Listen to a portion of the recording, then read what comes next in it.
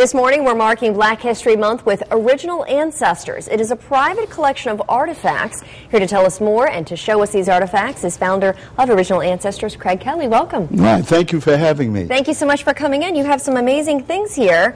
First of all, I guess tell us how you came by these artifacts. Well, I have traveled Mississippi, Alabama, Georgia, and Florida, and began to develop an interest in them after meeting a gentleman by the name of Sam Pittman and another gentleman by the name of Gene Peters, and also another gentleman by the name of Danny Drain. We have a list of them. Okay. But they were collectors. They collect African American slave memorabilia. Okay. And I'm also a member of the Schomburg. I don't know if you're familiar with the Schomburg. No. The Schomburg, it's the Schomburg Center for Research in Black Culture. Okay. And it's in New York City. And it's Orthodo Schomburg, who's a black Puerto Rican born on the island of Puerto Rico in 1874. Okay. When he was growing up, they told him that people of color never made any positive contributions. So he started going out gathering documentation and information. Okay. And he began to, and he's actually literally a part of the Harlem Renaissance as well. And it's in New York. So these are, did you find families that had these or towns? What I did is that I had to do research in terms of locations of plantations, antique shops, all in the area, in the southern area, and just went about trying to say, a lot of times my efforts were not successful. You traveled certain places and they didn't have, and you want to make sure that these are original items, and Sam was able to provide me with information with regards to, and also Gene Peters, with regards to what to look for specifically in terms of original items. Okay, well, let's see what you have here. These are really amazing. Sure. This is a quilt that was used in relationship to the Underground Railroad. It's actually in a book. You can buy this book at Barnes & Noble. It's called Hidden in Plain View. And this is the monkey wrench quilt. And this quilt basically told the enslaved Africans that they had to prepare their belongings and get ready to escape. Okay. This is a branding iron, and this is a branding iron. They would actually brand the slaves prior to leaving the coast of Africa, and then brand them. Yes, and then brand them once they arrived in America.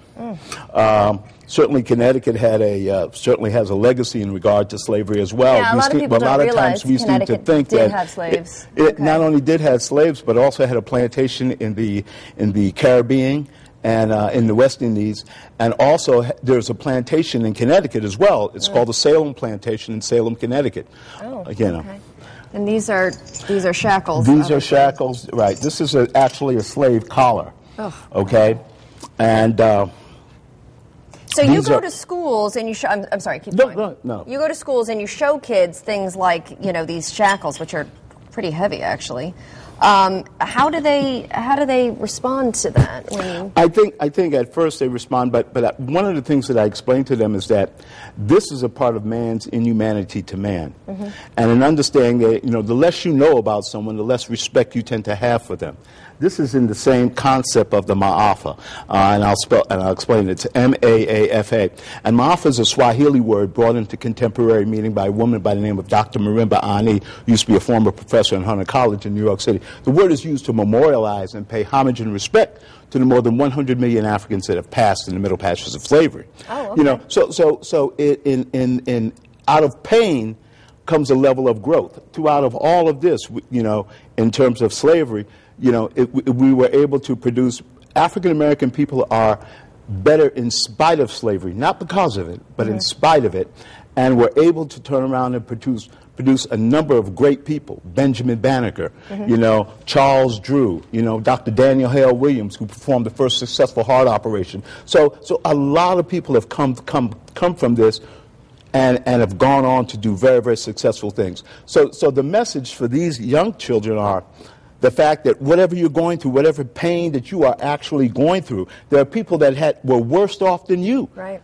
okay, were able to still transcend that and become great. Okay. Craig, unfortunately, we're running out of time. This is really fantastic. I just wanted to ask you really quickly, do you think that seeing these really brings it home for the kids as opposed to just telling them about it? It makes really more powerful. I think it does. No question about it. You know, they become very, very fascinating. It's nothing like having things that are tangible. Yeah. One thing I want to talk about, this is a book by a guy by the name of James Mars. James Mars was a slave in Connecticut.